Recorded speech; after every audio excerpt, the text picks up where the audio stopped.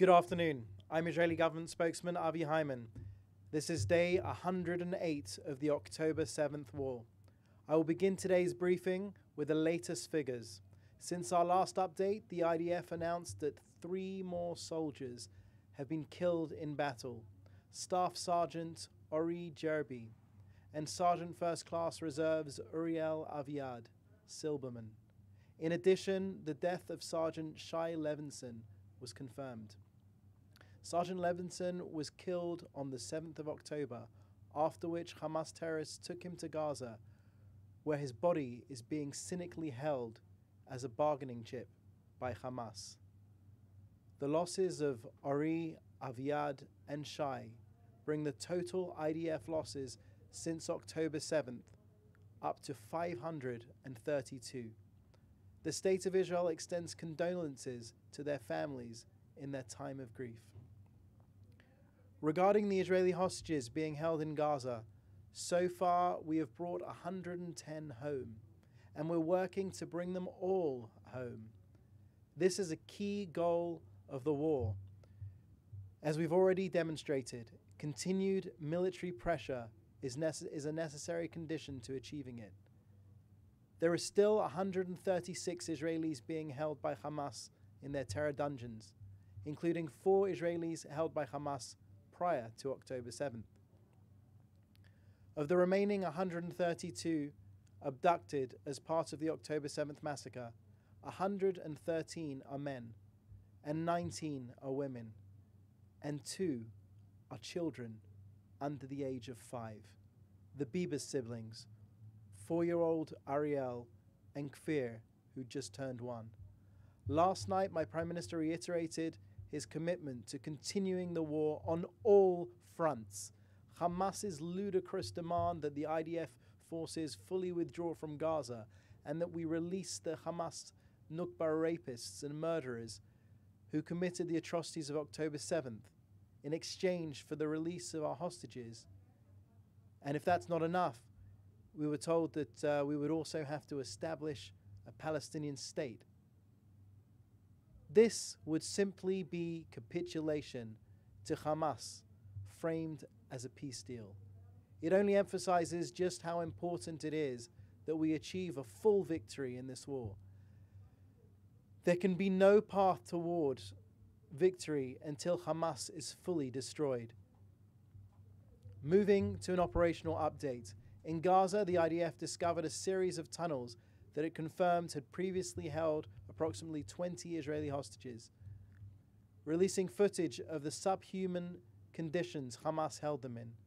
It was in one of these tunnels that the IDF found drawings sketched by a 5-year-old, Emilia Aloni. Thankfully, Emilia is now at home with her family. But it's still heartbreaking to see the drawings of a 5-year-old deep under Gaza. Pictures of houses, trees, and freedom. The IDF eliminated a number of terrorists and booby traps that they encountered. One tunnel alone was 830 meters long and about 20 meters below ground. The elaborate Hamas terror tunnel system in Gaza is larger than the London Underground and built over the past 16 years. It's been constructed at great expense to the international community and at the expense of the people of Gaza. Billions of dollars funneled into building underground tunnels. I'll remind you that Israel moved every one of our citizens out of the Gaza Strip in 2005. The people of Gaza could have created the Miami of the Middle East.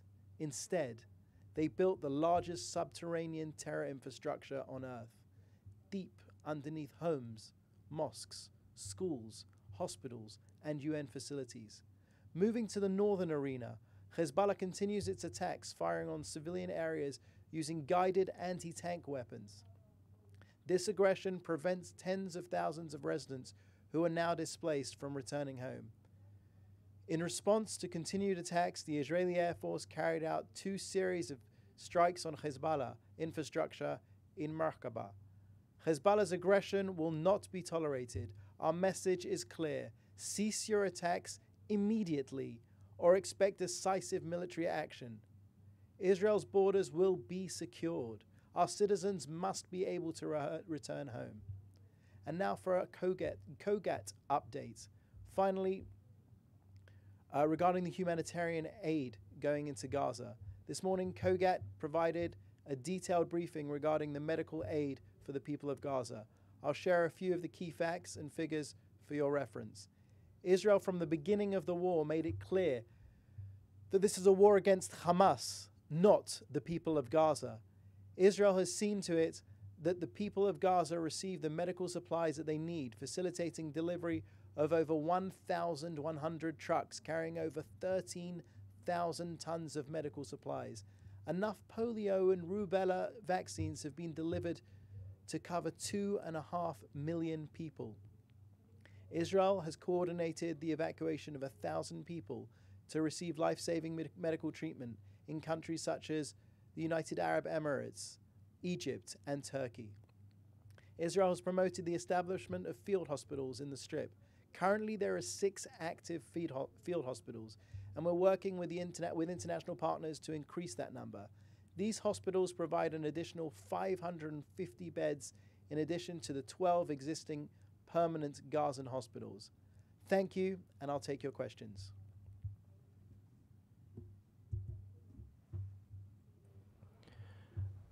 The first question is from Joel Pollack with Breitbart News. War Cabinet member Gadi Eisenkot recently said that Israel's leaders were, quote, lying to themselves about being able to rescue the hostages through military operations. Is the Israeli government mistaken in believing hostages can be rescued through force? Well, Joel, I'll tell you that there's a precedent for this. There's a precedent for bringing hostages home. As I've just said, we've brought home 110 Israeli hostages from the clutches of Hamas.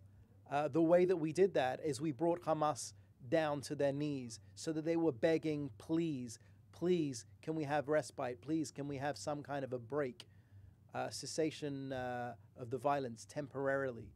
That's what brought 110 hostages home. And we believe, certainly my Prime Minister and the government believe, that the only way to get Hamas to the table, to reach any type of serious deal on releasing the hostages would be through military pressure. They understand force, force, and force.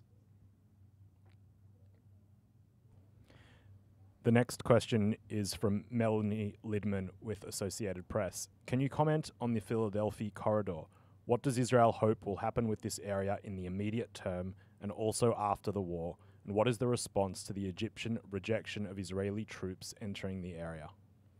Melanie, I'll refer you to the Prime Minister's comments last night, in which he said that Israel will have to have security control over the full area, the details of which will be worked out after the day after Hamas.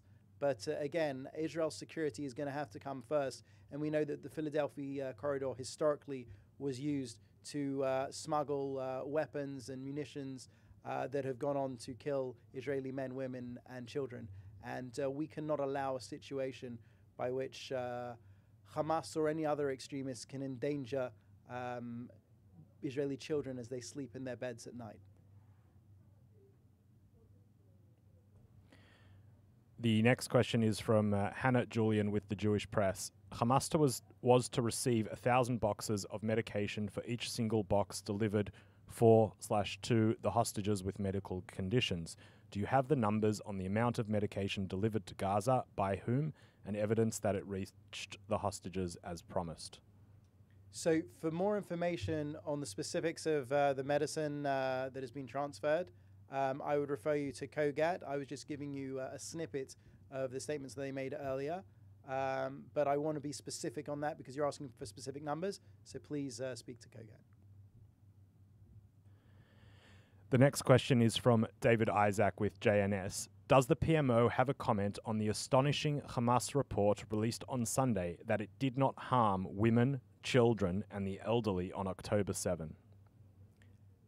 My comment would be that Hamas is only fooling themselves, if anyone at all. We didn't start this war. We didn't want this war, but we will win this war. And what we saw on October 7th was, in the words of the German Chancellor, a new type of Nazi. But the thing about the Nazis, as you know, is that the Nazis try to cover up their crimes at the end of the war, whereas Hamas were Nazis with GoPros. They were filming the whole thing. They asked victims to give them their phones so they could open up their Facebook and stream live. Hamas wasn't trying to hide anything on October 7th. Why they would think that today, 108 days later, we would believe this nonsense is absurd. But again, we know who Hamas is. We know that they butcher babies, and we know they butcher the truth. Second question from Hannah Julian. Is Hamas still smuggling through the Philadelphia corridor, and has the IDF managed to block those tunnels yet? I think you can appreciate that I'm not going to speak directly to operational activities, and if you want an answer to that question, it's the IDF.